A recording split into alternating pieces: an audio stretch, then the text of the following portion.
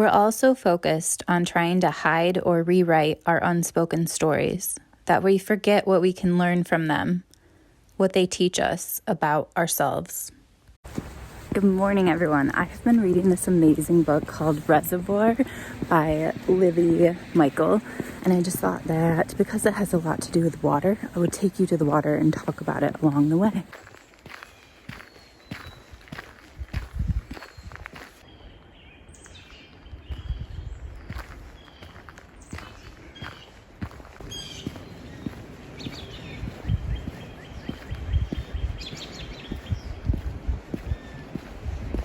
Okay, so Reservoir focuses on our main character, Hannah, who's a psychologist, and she is presenting a paper at a conference when all of a sudden this guy, Neville, comes up, and it turns out that they're acquainted from their childhood. I don't know that you'd necessarily call them friends, but definitely acquaintances.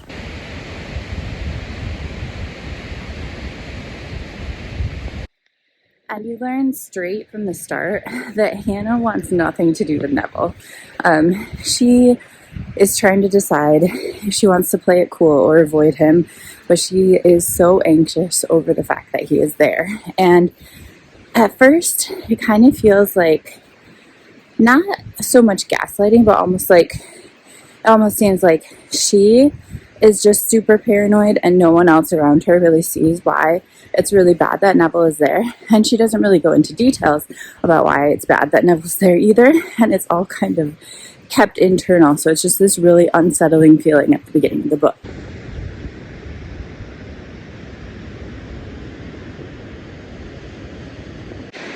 Now, in addition, when Neville first sees Hannah, he actually calls her by a different name, which is apparently the name that she went by as a kid, but no longer goes by. So there's a sense of changing of identity. Now, her name always was Hannah, but for a variety of reasons, she went by Annie as a kid. And then her last name also changed because she has since gotten married now that she's grown.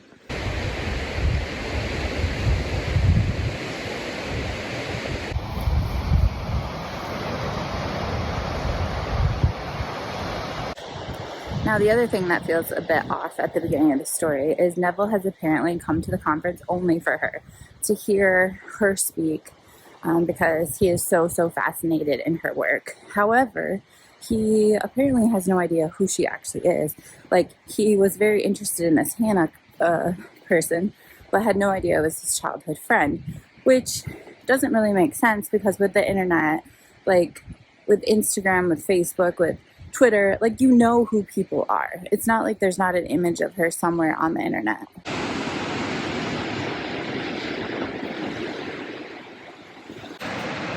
So as the story unfolds, the story almost like unravels, and you slowly start to see why Hannah is so terrified that Neville is here. But even now, where I am in the story, which is like 2/3 of the way in, you still don't know the whole story. But the themes of this book are just absolutely amazing, and so they're kind of giving you hints on where this is going. So because we are kind of attending this conference with Hannah, a lot of the themes in this book show up through the lectures that she attends.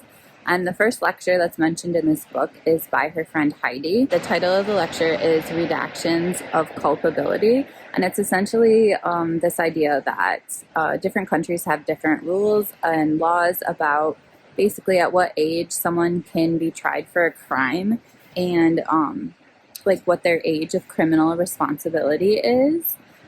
So a UK law, for example, said that a child under 14 is not capable of criminal intent.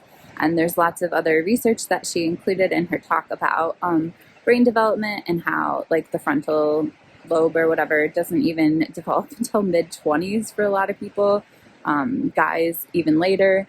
And just about the negative impact that kids will have if they go to prison or juvie or whatever for a crime, and also how it shapes their viewpoint of themselves, and then how that viewpoint of themselves can impact their future decisions and the path that their life takes. Okay, this book is getting really, really good, and it was basically good from like the first sentence, but we're now at Neville's lecture, and basically he starts with Adam and Eve and the story that Eve did it, and basically about how everyone in the Adam and Eve story had to suffer in some way. Everybody that was involved, the serpent, Adam and Eve. And he goes on to talk about how much the Old Testament is based on like judgment and punishment, and then kind of moves on to talking about the differences between animals versus humans and how we judge some behaviors in humans to be really negative and like antisocial, but then if animals do the same thing, it's just like in their nature, it's just innate, and we don't really judge them for it. And then he talks about certain people from history who are also not judged. Like obviously like Hitler and stuff are more recent, and so we do judge people like Hitler, but people of our more distant past, sometimes we just say, well, that was their culture or whatever, that they like murdered like thousands of people. The problem may lie not with social deviance as such, but with the narratives we create about ourselves that clean up or remove the destructive and predatory elements. And now I'm going to essentially stop telling you about this book and just finish it because it got real close, real personal. Not to me, but just like, I just don't want, like, the way the story unfolds is absolutely perfect, and I just don't want to tell you anymore because I think you should just discover for yourself along the way.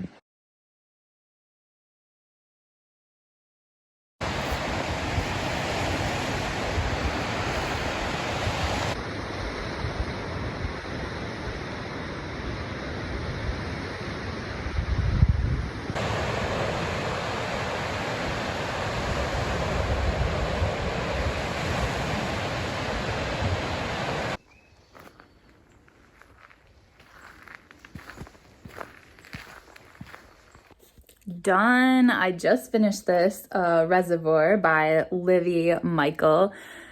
And I don't really have anything else to say about it other than that I would definitely give it 5 stars. And I would say that if you liked The First Day of Spring or The Dumb House, this is also a book that you might enjoy. It was absolutely amazing. And I just think that to say more about it would just kind of ruin it. I think I've said more than enough, but it was so good.